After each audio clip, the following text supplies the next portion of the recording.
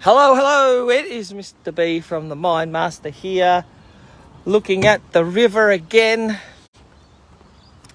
And the river is looking quite plump. Let's say, if we have a look over here, we can see. Now, if you have been following, you'll remember that we had those houseboats that were dry. They were in the water over there next to that one, and they were not touching the water. So the water was that low that they had to wait for the water to come up again. And obviously it did, and off the houseboats went. So yeah, we've been inching closer and closer. And with these rains, it should be very interesting to see how far they come up. So the line for the 56 flood is over the top of that levee there and way up the bank. Anyway, that's not what we're here to talk about. We're here to talk about learning today. Well, isn't that unusual? Talking about learning.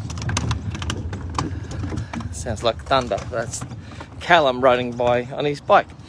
So the way that we learn can be very controversial in many regards, and yet you find yourself doing what works, right?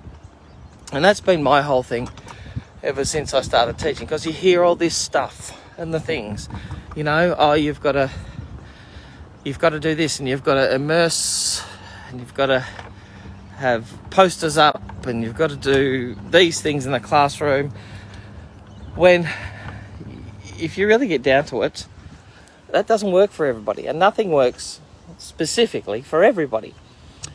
And it is about changing the pathways and all the neuroscience stuff. But if you're just teaching something, a concept of any sort, then there's the old rule of thumb, the old VAC, visual, auditory, kinesthetic. Okay? Now that's fine. So, do you know what VAC means, Callum? Have I told you about VAC? I don't think I have I? No.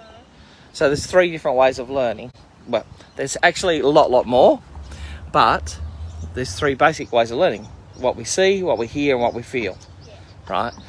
So, if you wanted to learn something, like yesterday you were learning, because he's home with us, and what did you do? I made a board game. Okay, so what's that? Is that something you're feeling, touching, hearing, smelling, what?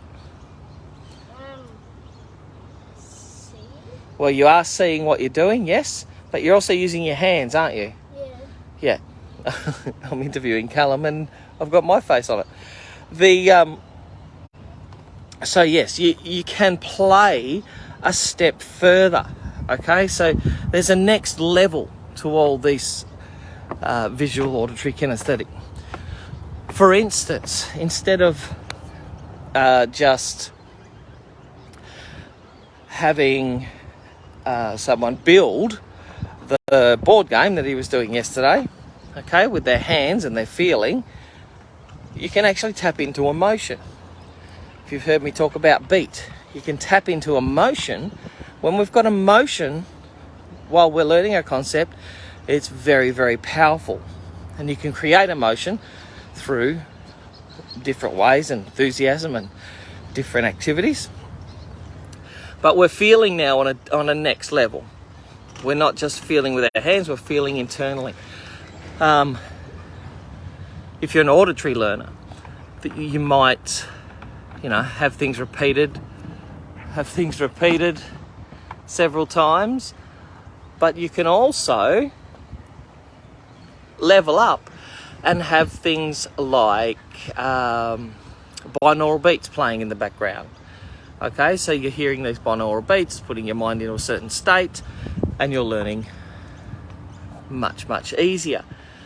Okay, what's it? Visual. So we've got visual techniques.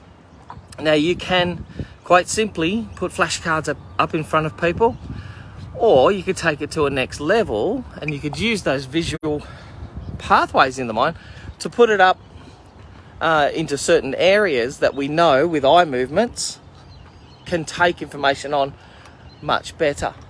All right, so it's sort of next leveling the learning. Now, some people will have different varying degrees of VAC when they're learning, and that's fine. But yeah, we can do things at a much higher level. We can even rewire pathways, which is what we're talking about Tuesday night. Apologies for all those people that I gave the wrong time to. We're on again Thursday morning, those people. I've sent you all a message. Yeah, so next level. So not just build something, but feel something. Okay? Kinesthetics about feeling, so we're feeling emotionally, and when we feel emotionally, we create those learning chemicals. All right. I don't know if I waffled too much there or not. Anyway, so see how you go with that. If you want to know more about all this stuff, please come and join our webinar, 10:30 tomorrow. Or follow my emails. You'll need to sign up for the emails, though, if you want to join the database. And there's a link here on the page. Just sign up for the webinar and you'll go onto our database and I can share more about this stuff with you. All right, so next level learning. So think about different ways, different opportunities to create a different style of learning. Oh, Ruby's getting very cranky. Fantastic. Catherine Stevens, one of my favourite clients, is on today. Hi, Catherine. And bye for now, everybody.